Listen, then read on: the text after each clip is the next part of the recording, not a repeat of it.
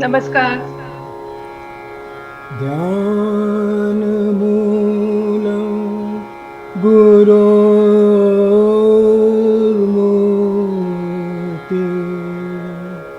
पूजामूलं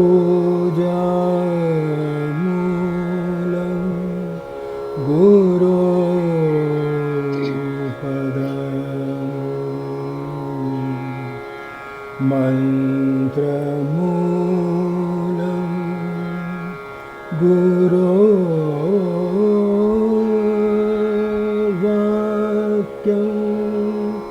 मुक्तिमूलं गुरोर्कृपा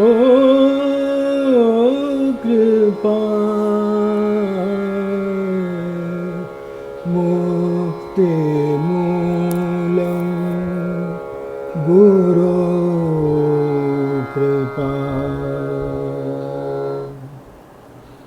सभी दर्शकों को नमस्कार, प्रणाम।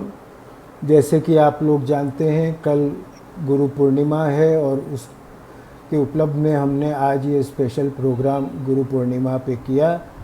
और अभी आपने जो सुना वह स्कंद पुराण की गुरु गीता में से एक श्लोक था। ध्यान मूलम गुरुर्मूर्ति, पूजा मूलम गुरुपदम, मंत्र मूलम गुरुर्वाक्यम, मुक्ति मूलम गुरु कृपा। कि ध्यान का मूल है वो गुरु की मूर्ति है, पूजा का मूल गुरु के पद यानी पैर हैं, मंत्र के मूल गुरु का वाक्य है और मुक्ति की मूल है गुरु की कृपा। तो इस तरह से जहाँ पर गुरु की वर्णन किया गया है, उस गुरु को हम नमन करते हुए आज यहाँ पर आए हैं। आपके सामने सब अपनी अपनी रचनाएं कुछ पेश करने वाले हैं और आप स्क्रीन पर देखकर हम सबको ही पहचान गए होंगे। हम सब यहाँ के पुराने पापी हैं। यहाँ पे मैं लेफ़्ट से जा रहा हूँ। सबसे पहले मुझे लेफ़्ट में दिख रही हैं डॉक्टर रेनू मिश्रा, जो कि गुड़गांव से है। फिर बाद में नीलम सक्सेना, जो कि मुंबई से हैं और जिनके कारण हम सब यहाँ पर बैठे हैं। और डॉक्टर अपर्णा प्रधान, जो है तो गोवा से, पर इस समय कहाँ है ये केवल यही जानती हैं और कोई नहीं जानता। नमस्कार, मैं इस समय मुंबई से जुड़ रही हूँ आपके साथ में। और फिर बाद में है यहाँ पर हमारे साथ में प्रियांशु सक्सेना, जो मूलतः गाज़ियाबाद से हैं, पर इस समय कहाँ हैं ये मुझे नहीं पता है। इस समय नोएडा। इस समय नोएडा में है। और मैं अनूप जालान, मुंबई से। मैं कहीं हिलता नहीं हूँ, मैं जहाँ बैठा हूँ वहीं विराजित रहता हूँ। तो हम 5 जन आपके साथ में हैं और शुरुआत हम कर रहे हैं अपर्णा जी से, जो कि अपने प्रथम गुरु के बारे में कुछ हमें बताना चाहती हैं। अपर्णा जी। धन्यवाद अनूप जी। और सभी मंच पर कवि कवि कवित्रियों को मेरा प्रणाम। और जो भी श्रोतागण हमारे साथ जुड़े हैं उनको भी बहुत बहुत अभिनंदन। जैसा आप सभी का, मेरे ही नहीं, सब लोगों के जो प्रथम गुरु होते हैं वो उनके माता पिता होते हैं। तो मैंने माता पिता के ऊपर ही लिखा है, मेरे प्रथम गुरु। और माता पिता की महिमा ऐसी है कि हमें पता ही नहीं चला हम शब्द से गद्य और गद्य से पद पर कब उतर गए। ये गरिमा है माता पिता की। तो मेरे प्रथम गुरु, दिल का जो धड़कन से रिश्ता, मेरे प्रथम गुरु से मेरा वो रिश्ता। मेरे गुरु, मेरे माता पिता, मेरे जीवन का मजबूत स्तंभ, ज्ञान का भंडार, प्रेरणा का स्तोत्र। उनसे बढ़कर कोई न दूजा, चाहे जितना करो बखान। ज्ञान के आशीर्वाद से दामन भरकर संस्कार और संस्कृति का पाठ पढ़ाया, खुशियों से माला माल किया। उंगली थाम कर पहला कदम चलाया, लड़खड़ाते कदमों को संभलना सिखाया। संस्कार और संस्कृति का नित्य पाठ पढ़ाया, तन्हा राहों में निडर होकर आगे बढ़ना सिखाया, जिंदगी का सफर तय करना सिखाया। दिल में ख्वाहिशें, आंखों में सुनहरे सपने सजाकर दिन रात मेहनत करके पूरा करना उन्होंने बताया। सपनों को पंख देकर हौसले की उड़ान भरना सिखाया, तूफानों से भिड़कर आगे बढ़ना सिखाया। तूफानों से भिड़कर आगे बढ़ना सिखाया, हाथ में कलम थमाकर मेरी प्रेरणा बनकर पन्नों पर मुखरित होना सिखाया। दूजे हाथ में ब्रश थमाकर एक रंगों का थाल थमाया, एक खूबसूरत मकसद देकर रंगों की इस दुनिया का सफर कराया। रंगों की दुनिया का सफर तय ही नहीं कराया, तय आगे बढ़कर दुनिया को रंगने का जोश भी मन में भरा। सपनों को कैनवस पर उतारना सिखाया, आत्मबल बढ़ाकर आत्मसम्मान से जीना सिखाया। क्या दूं गुरु दक्षिणा उनको, क्या दूं गुरु दक्षिणा उनको, मन में ये बार बार सोचूं, चुका न पाऊं ऋण में जिनका, रहूंगी आखिरी सांस तक उनकी कर्जदार में। धन्यवाद। तो ये मेरी एक कविता थी मेरे माता पिता पे, और मैं आपको ये बताना चाहूंगी कि मेरे पापा मम्मी ने ही मुझे लिखने के लिए प्रेरित किया, और पेंटिंग करने के लिए भी मेरे पापा ने मुझे ही प्रेरित किया। पहली बार ब्रश उन्होंने पकड़ाया, वो खुद भी बहुत अच्छी पेंटिंग करते थे एज अ हॉबी। तो ये मेरी उन लोगों के लिए एक छोटी सी कविता थी। धन्यवाद। धन्यवाद अपर्णा जी, बहुत अच्छा। और आपने जो बात कही वो बहुत सही बात कही। नीलम ने भी कहा कि हमारे नहीं, सबके माता पिता पहले गुरु होते हैं। और उसके बारे में अगर मैं थोड़ा सा अलग बात करूं कि आप जानते हैं धर्मशास्त्रों में मनुस्मृति का एक खास स्थान है। तो मनुस्मृति में जो दिया है वो इस तरह से दिया है, गुरु की व्याख्या, कि उपनयन संस्कार जो है, जहाँ पर कि उसका वो थ्रेड सेरेमनी बोलते हैं, और उसके बाद में उसको बच्चे को वेदों की शिक्षा शुरू होती है। तो उपनयन संस्कार करके जो पूरा वेदों को बच्चों को सिखाए, शिष्य को सिखाए, वो आचार्य है। और अगर वो उस वेदों के कुछ थोड़ा हिस्सा सिखाते हैं तो वो उपाध्याय हैं। वाह। ये उन्होंने डिफ्रेंशिएट किया है, अलग अलग बताया है कि आचार्य कौन है और उपाध्याय कौन है। फिर आए हैं वो गुरु पे कि गुरु कौन है।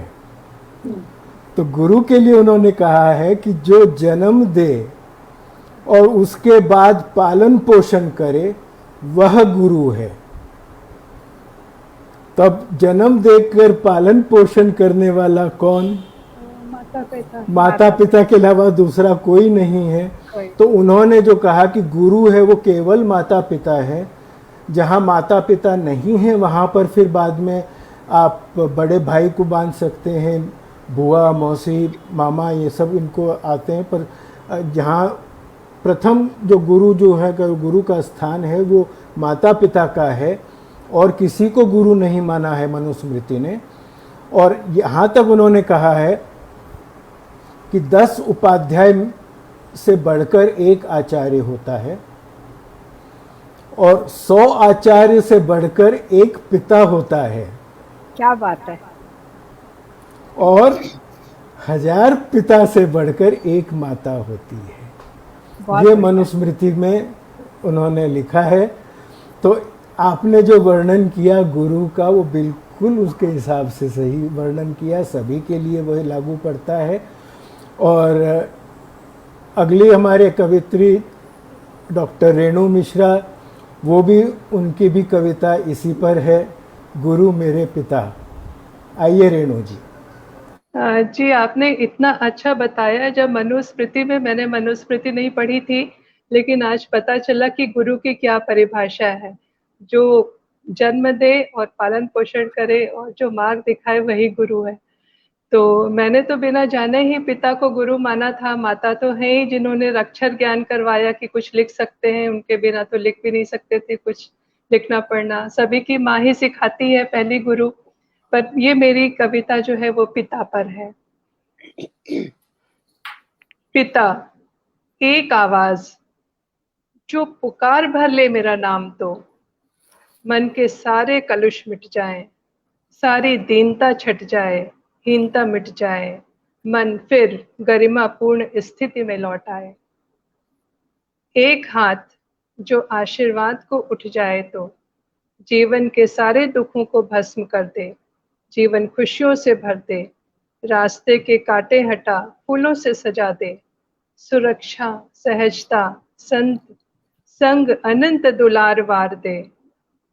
पिता जो बचा ले हर आपदा से, जीवन की कठिन राहों से, मन को समझ सके, जग जीत लेने का हौसला दे, जीने की स्वतंत्रता और पंखों को उड़ान दे। ये मेरे पिता के ऊपर छोटी वाह, सी कविता थी। बहुत अच्छा, बहुत बढ़िया रेणु जी, बहुत बढ़िया। धन्यवाद। बहुत बढ़िया, बहुत बढ़िया। और रेणु जी के बाद में हम आ रहे हैं नीलम की तरफ। नीलम भी अपने गुरुओं को प्रणाम करना चाहती हैं। तो नीलम, आप किस तरह से प्रणाम कर रही हैं, आप भी बताइए जरा। बहुत शुक्रिया अनु। तो मेरी कविता का शीर्षक है प्रणाम गुरुओं को। जिन्होंने आफताब की हिम्मत मेरे खून में भर दी, जिन्होंने आफताब की हिम्मत मेरे खून में भर दी, जिन्होंने चांदी की ठंडक मेरे जिगर में उंडेल दी, जिन्होंने उफक की विशालता मेरे दिल में डाल दी, जिन्होंने परिंदों का हौसला मेरी सांसों में बसा दिया, जिन्होंने उफक की विशालता मेरे दिल में डाल दी, जिन्होंने परिंदों का हौसला मेरी सांसों में बसा दिया, जिन्होंने समंदर की गहराई मेरे मन में नाप दी, जिन्होंने घास की तरह नम्रता से मुझे अभिभूत किया, जिन्होंने समंदर की गहराई मेरे मन में नाप दी, जिन्होंने घास की तरह नम्रता से मुझे अभिभूत किया, जिन्होंने टहनियों के साथ से मेरे जीवन को शोभित किया, जिन्होंने टहनियों के साथ से मेरे जीवन को शोभित किया। प्रणाम करती हूँ उन सभी गुरुओं को जिन्होंने मुझे मुझ जैसा बना दिया, जिन्होंने मुझे मुझ जैसा बना दिया। बहुत बढ़िया। तो ये थी मेरी बहुत बढ़िया, बहुत बढ़िया, बहुत ही अच्छा है नीलम इनका ये कविता कि जिन्होंने मुझे मुझ जैसा बना दिया। वाह, क्या भाव है।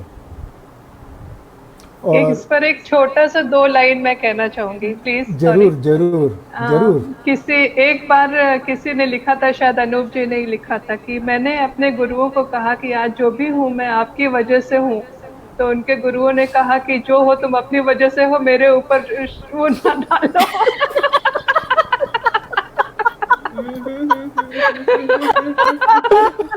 सॉरी। पता नहीं क्यों मुझे ये याद आ गया और मैं बिना बोले रह नहीं पाई। बोलना तो मैं भी यही चाह रहा था, पर हम यही है इसलिए मैं थोड़ा संकोच कर गया। वो आप पर सही बैठता है और नीलम ने जो कहा वो नीलम पे सही बैठता है।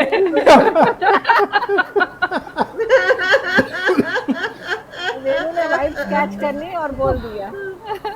जी, तो खैर आगे ये बढ़ते था हैं। हमारा नीलम का अपने गुरुओं के प्रति प्रणाम। और जहाँ पर गुरु माता पिता हैं, जहाँ इतने आदरणीय हैं, वहाँ वे एक करुणा सिंधु भी हैं, एक करुणा के सागर हैं। और ये बात हमें बता रही हैं प्रियांशु। आइए प्रियांशु। सभी को नमन, सभी गुरुओं को नमन। मैं एक प्रार्थना है जो गुरुदेव की है, वो मैं आप सभी के समक्ष प्रस्तुत करूंगी। इसे मेरी मम्मी गाती हैं, तो मुझे भी पसंद है और आप सबको भी पसंद आएगी, इस उम्मीद के साथ मैं आपके सामने प्रस्तुत करती हूँ। ये स्वागत है। है। हे मेरे गुरुदेव करुणा सिंधु करुणा कीजिए, हूँ अधमाधीन अशरण अब शरण में लीजिए। हे मेरे गुरुदेव करुणा सिंधु करुणा कीजिए, हूँ अधम आदीन अशरण अब शरण में लीजिए। खा रहा गोते हूँ मैं भव सिंधु के मझधार में, आसरा है दूसरा कोई नभ संसार में। हे मेरे गुरु देव करुणा सिंधु करुणा कीजिए, हूँ अधम आधीन अशरण अब शरण में लीजिए। पाप बोझे से लदी नौका भंवर में जा रही, नाथ दौड़ो और बचा लो जल्दी डूबी जा रही। हे मेरे गुरुदेव करुणा सिंधु करुणा कीजिए, हूँ अधम दीन अशरण अब शरण में लीजिए।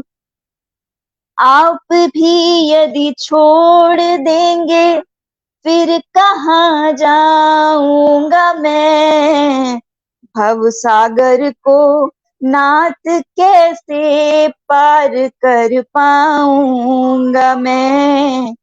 हे मेरे गुरु देव करुणा सिंधु करुणा कीजिए, हूँ अधम दीन अशरण अब शरण में लीजिए। अब जब सब जगह हमने सारी मंजिलें देख ली, सब जगह कोशिश कर ली, फिर भी कुछ नहीं मिला, तो हम अंतिम पंक्तियों में गुरुदेव के पास जाते हैं और उनसे कहते हैं कि सब जगह मंजिल भटक कर ली शरण है आपकी, पार करना छोड़ न देना ये ही मर्जी दास की।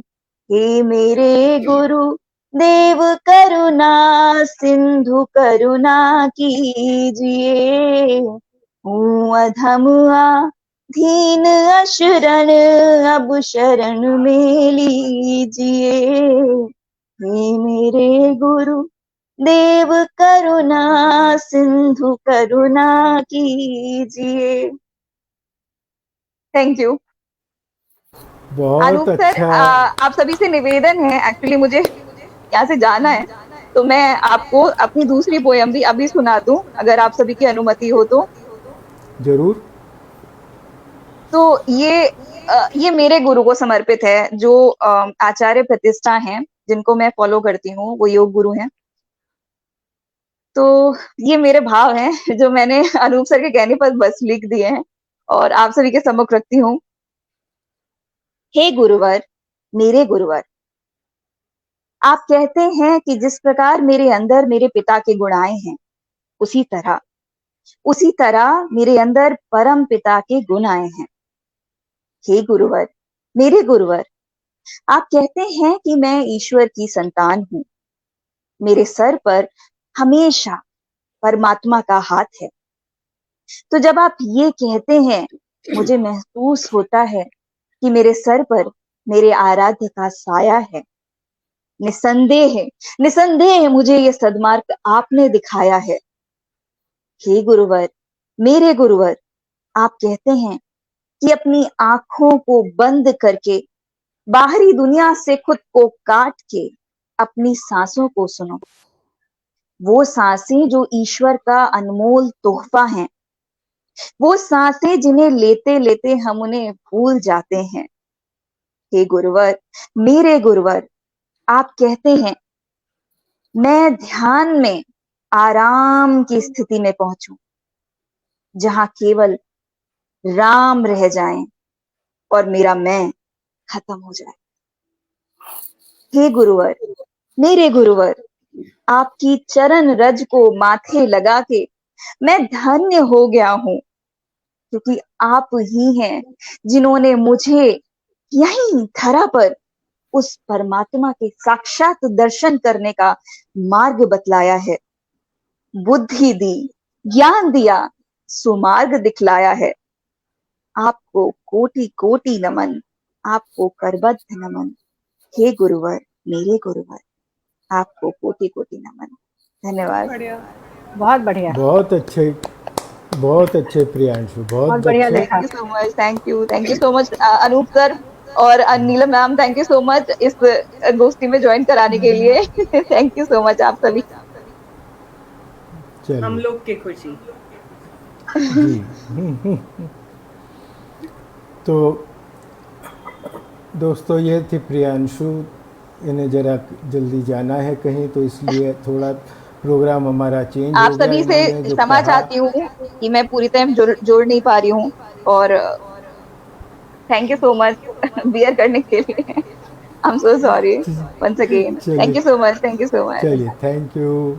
ओके, और प्रियांशु ने जो कहा उससे मुझे एक लाइन मेरी याद आ गई, क्या रखा है काम में, राम मिले आराम में, जपा प्रभु का नाम करो, आराम करो, आराम करो। आराम करो। तो हम लोग शैतान हैं, हम शैतानी किए बिना नहीं रह सकते, नहीं रह सकते। चाहे वो कितना भी सीरियस टॉपिक क्यों ना हो। तो ये थी प्रियांशु। और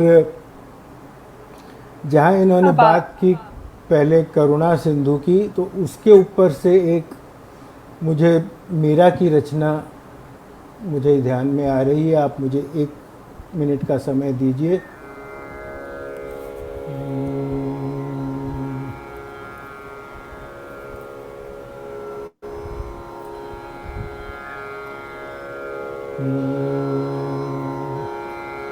मोहे लागी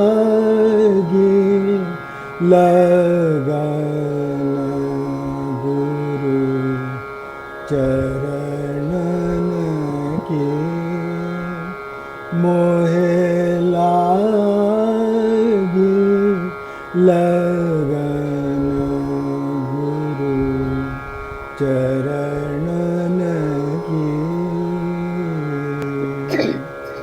चरण बिना मोहे कछु नहीं भावे, चरण बिना मोहे कछु नहीं भावे, जग माया सब सपन की, लागी लगन गुरु चरणन की, भव सागर सब सूख गया, भव सागर सब सूख गया, फिकर नहीं मोहे तरन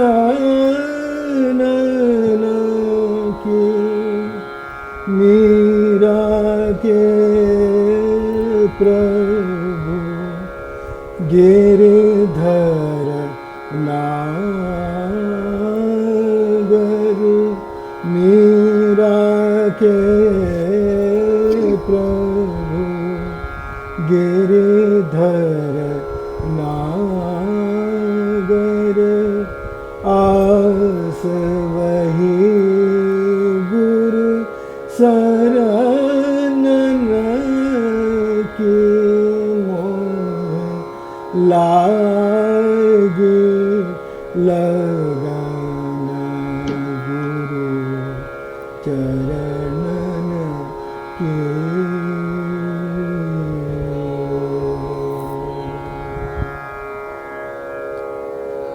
तो मीरा ने यहाँ बहुत ही बढ़िया आपने एक- सुनाया अनूप जी, बहुत बढ़िया, मजा आ थैंक गया। यू जी, थैंक यू, आपका क्या धन्यवाद। बात है, और क्या बात है। हम तो अभी बहुत तक खोए बढ़िया। हुए थे तो बोल भी नहीं पा रहे। Thank you. और तो मैं क्या कहूँ, और आप सबका धन्यवाद।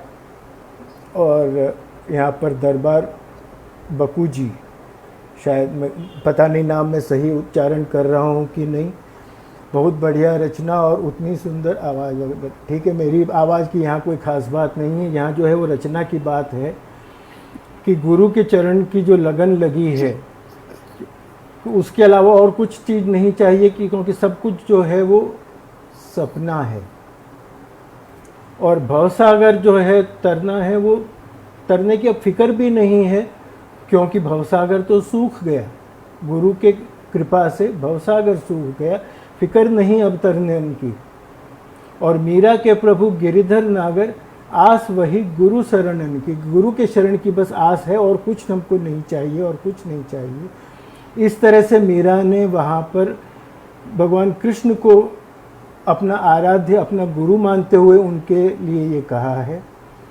तो जिस तरह से मीरा ने वहाँ पर कृष्ण के लिए गुरु भाव दिखाया कि आप मेरे गुरु हैं, उसी तरह अभी हमारे साथ में रेणु जी यहाँ पर हैं, जो भी गोविंद श्री कृष्ण पर गुरु के वंदना किस तरह से करती हैं, आपके सामने रेणु जी। धन्यवाद अनूप जी। एक प्रचलित श्लोक है अपना, गुरु गोविंद दोनों खड़े काके लागू पाए, बलिहारी गुरु आपने गोविंद दियो बताए। तो गुरु थे बलिहारी, उनकी मैंने पिता की पहले अर्चना की, और अब गोविंद को उन्होंने ही बताया मुझे कृष्ण के बारे में। जितना मुझे अपने पिता से पता चला, उतना शायद ही कहीं से मुझे पता चला। तो ये कविता भी उन्हीं पर है, गोविंद पर। जीव जंतु सब उसी सहारे, पशु पक्षी हैं उसके पाले, वायु वरुण आधीन उसी के, अग्नि प्रज्वलित आज्ञा से उसके। ऋतुएं उसके कहे से आती, आज्ञा शीश नवा बजाती। अपने को मालिक मान चुका था, इंद्र को खुद पर अभिमान बढ़ा था। ब्रजवासी हैरान हुए थे, त्रास झेल गमगीन बड़े थे। कृष्ण तभी सम्मुख हो आए, कनिष्ठा से गोवर्धन को उठाए। ब्रजवासी इसके नीचे आओ, गाय बैल पशु को भी लाओ। मैं रक्षा को तत्पर हूँ सबकी, कहा सुनो ब्रजवासी मेरी। इंद्र ने क्रोधित अस्त्र चलाए, आंधी तूफान से विध्वंस मचाए। कृष्ण सुदर्शन लिए खड़े थे, गोवर्धन तर्जन गण शरण गए थे। इंद्र के वार बेकार हुए थे, सुदर्शन के आगे छीण हुए थे। एक हाथ बांसुरी बजाए, कृष्ण इंद्र को ललकार रहे थे। वार सभी खाली गए इंद्र के, अभिमान चूर चैतन्य हुए थे। ज्ञान हुआ यह ब्रह्म खड़े हैं, विश्व चलित करते यही पड़े हैं।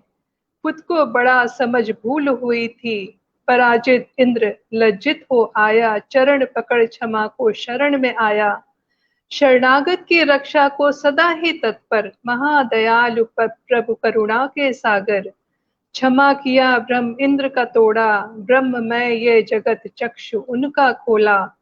प्रभु की कृपा से चालित ये जग है, इंद्र समेत सभी जन जान चुके थे। प्रभु की कृपा बड़ी निराली, शरण तुम्हारे मैं बलिहारी, शरण तुम्हारे मैं बलिहारी। जय श्री कृष्ण। वाह, बहुत बढ़िया, बहुत बहुत बढ़िया, उम्दा, बहुत उम्दा, बहुत ही बढ़िया। बेहतरीन। बेहतरीन। बहुत धन्यवाद आप सभी का। और इस पे से मुझे याद आ रही है, ठीक से नहीं याद है, पर ने एक बंदिश सीखी थी, उसमें इस तरह के कुछ शब्द थे कि इंद्र को सुरपति कहते हैं। तो जी, सुर माने देवता सुर और उनके राजा देवता, हाँ, उनके सुरपति। राजा सुरपति, इस तरह से इंद्र को सुरपति कहा जाता है। तो बोले अपनी कौन गति सुरपति अधीन भयो, अपनी कौन गति शीश नवायो है, कि अपनी क्या गति है जब सुरपति इंद्र खुद अधीन होकर उनके सामने उन्होंने शीश झुका दिया, तो अपनी क्या गति है। ये इस तरह के उसके भावना थी। और वही जो अपने गोवर्धन पर्वत वाली जो लीला थी, उसी के ऊपर ये बंदिश भी आधारित थी। तो आपने गाया तो उसका मुझे याद आ गई। और आप लोगों में से किसी को अगर आप लोगों ने थोड़ा अगर अध्यात्म की तरफ, पुराण में खास करके शिव पुराण या विष्णु पुराण की तरफ अगर ध्यान दिया हो, तो आपको ये पता होगा कि उसमें लिखा है कि ब्रह्म, तो ब्रह्म जो है निराकार ब्रह्म एक, और साकार ब्रह्म को शिव पुराण में शिव माना गया है और विष्णु पुराण में विष्णु माना गया है। और उनके दो रूप जो हैं पुरुष और प्रकृति, पर वे दोनों रूप अस्थाई हैं, स्थायी नहीं हैं। जो स्थायी रूप ईश्वर का जो बताया है, जो ब्रह्म का स्थायी रूप बताया है, वो है काल। और काल का अर्थ यहाँ पर मृत्यु नहीं है, काल का अर्थ है समय। तो समय को गुरु मानकर आगे क्या कहना चाहती हैं अपर्णा जी, आपके सामने। धन्यवाद अनूप जी। देखिए, जैसे प्रथम गुरु माता पिता है, उसके बाद आचार्य और उपाध्याय, और एक ऐसा गुरु भी है जो हमें हर पल सिखाता है कुछ ना कुछ। और ये जो मैंने रचना लिखी है, ये एक मेरी अभी आने वाली किताब में से ही मैंने ली है ये अपनी रचना।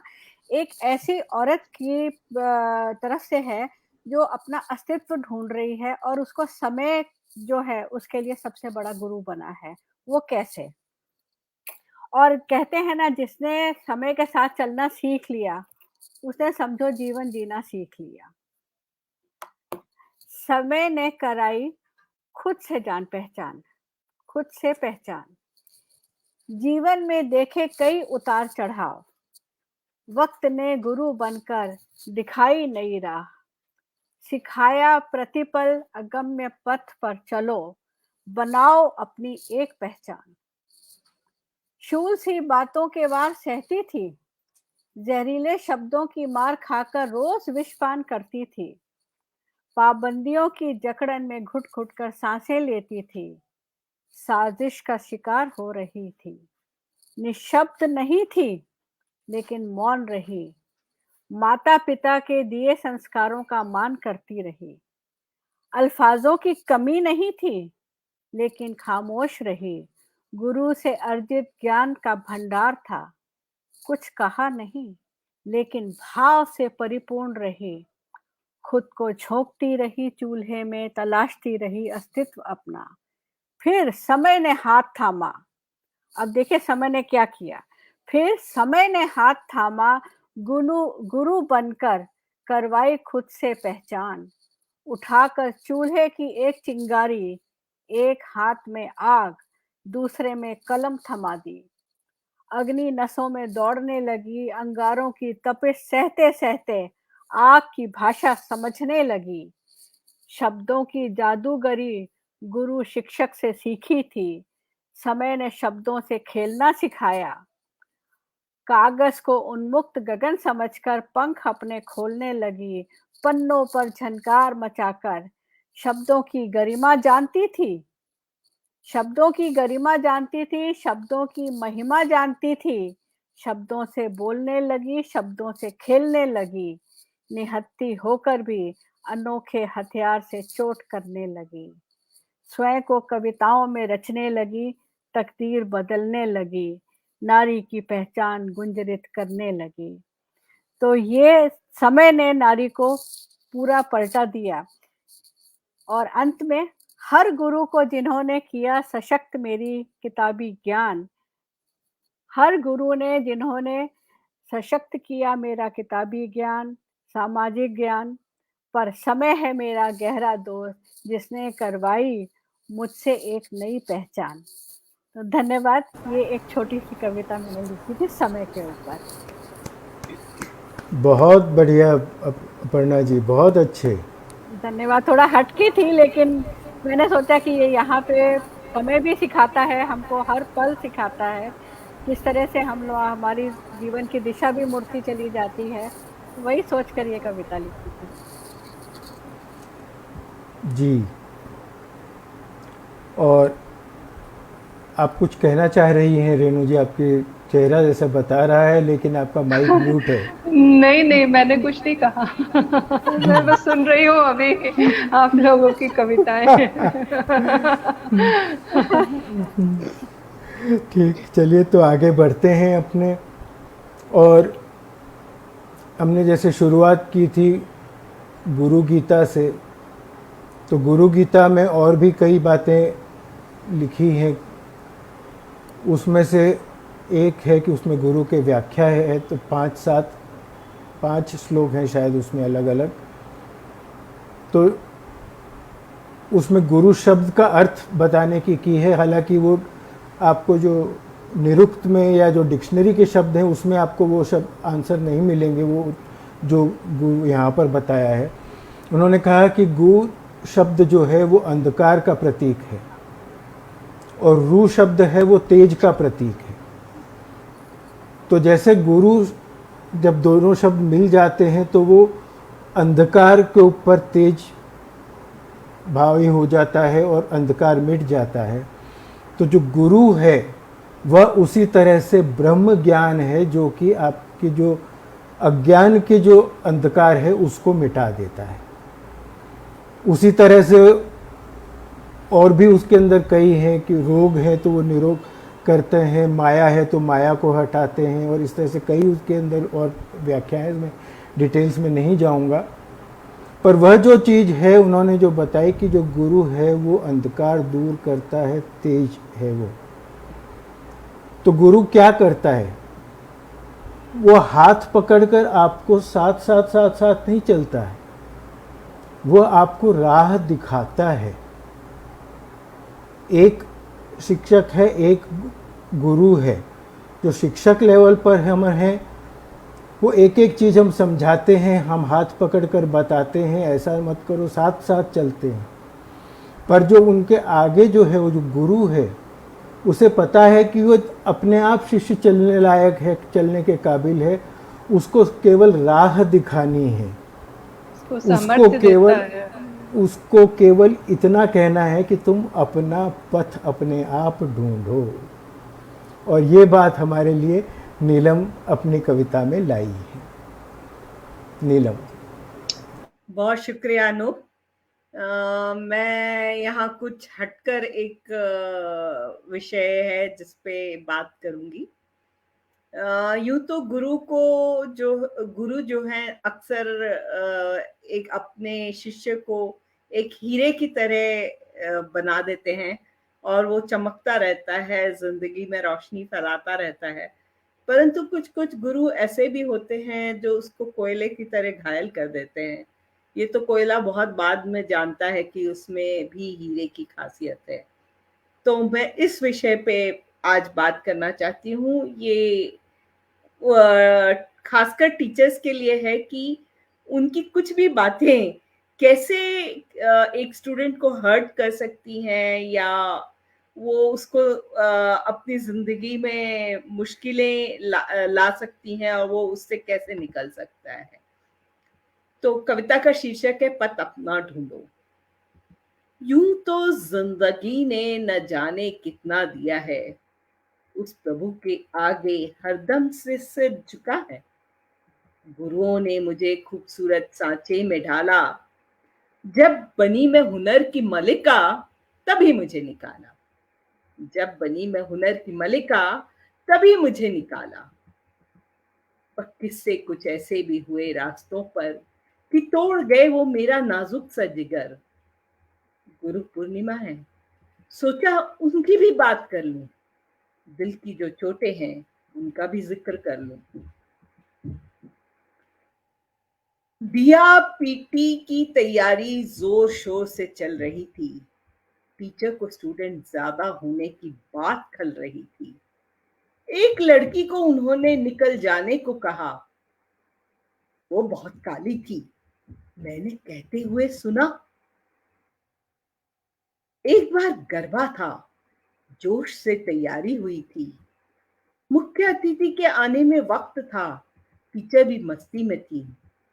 अचानक वो सब मेहमानों को घूर घूर देखने लगी।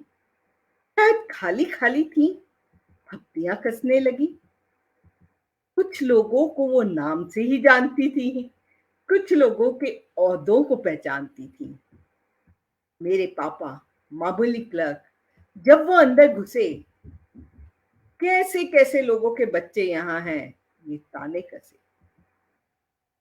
खैर, ये तो बात मैं फिर भी पी गई, पर एक बात थी ऐसी कि मेरे जिगर से सी गई। अब कहीं जाकर बड़ी मुश्किल से उसे निकाल पाई हूं और अपने कदम कुछ और आगे बढ़ा पाई हूं। स्कूल में स्पोर्ट्स ड्रेस फिर से बदल दिया गया था। मम्मी को सुनाया, उनका माथा ठनक गया था। न जाने कैसे इतने कम पैसों में वो घर चलाती थी, तीनों बच्चों को बेहतरीन स्कूल में पढ़ाती थी। कपड़ा लाकर उन्होंने मेरी स्पोर्ट्स ड्रेस सिली थी। कहां से महंगी दुकान से लाती, पैसों की कमी थी।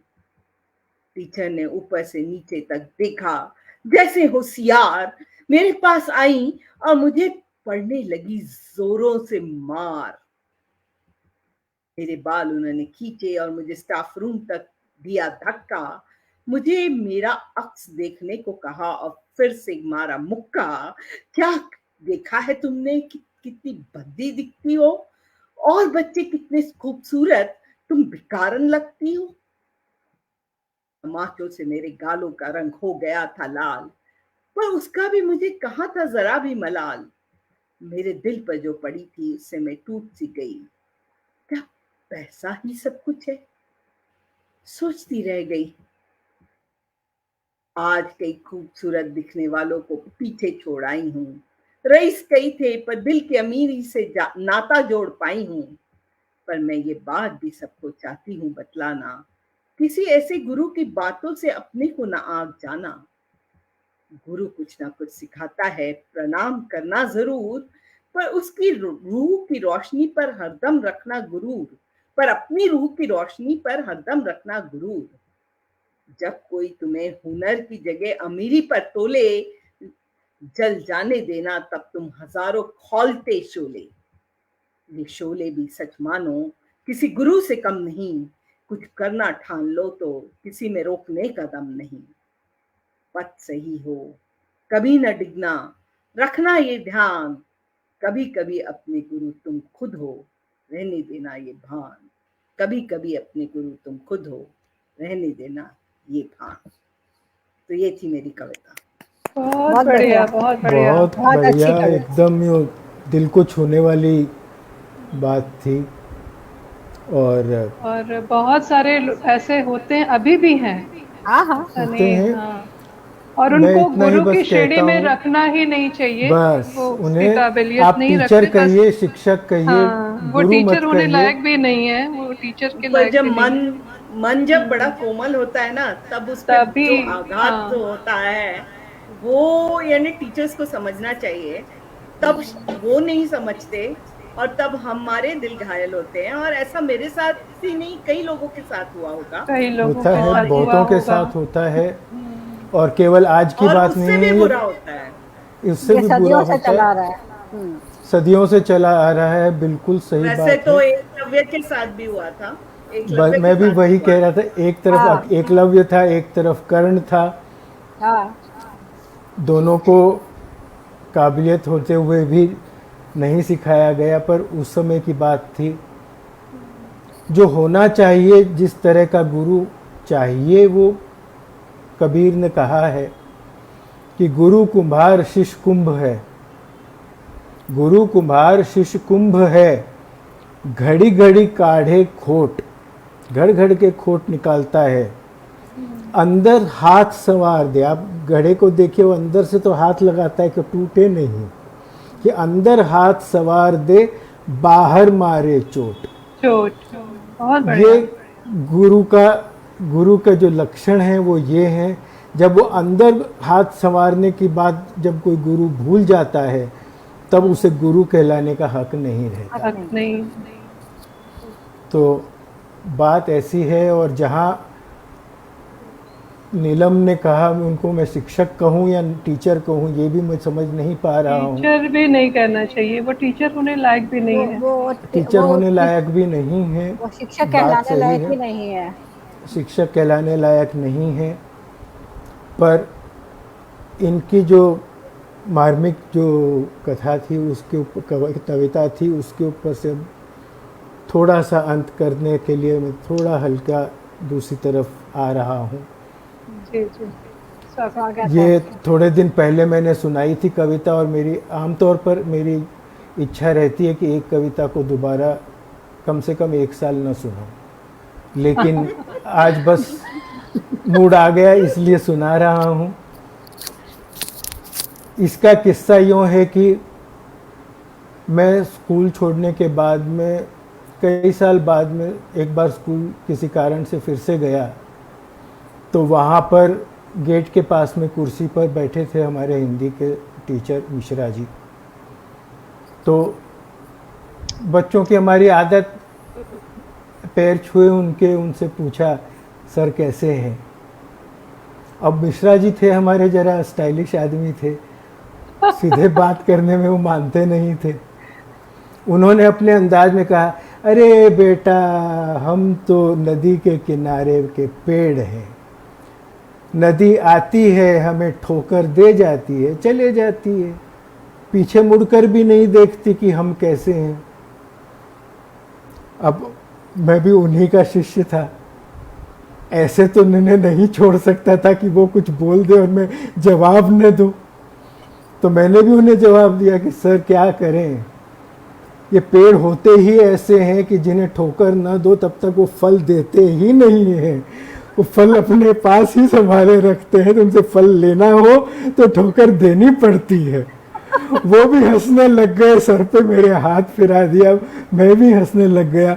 हम दोनों जानते थे कि ये हमारी उस समय की जो खींचातानी चलती थी, स्कूल में मैं था तब से ये खींचातानी हमारी चलती आती थी कि वो कुछ कहते और उनका जवाब कुछ उनको देना जरूरी होता, और हमारा जवाब फिर वो देते।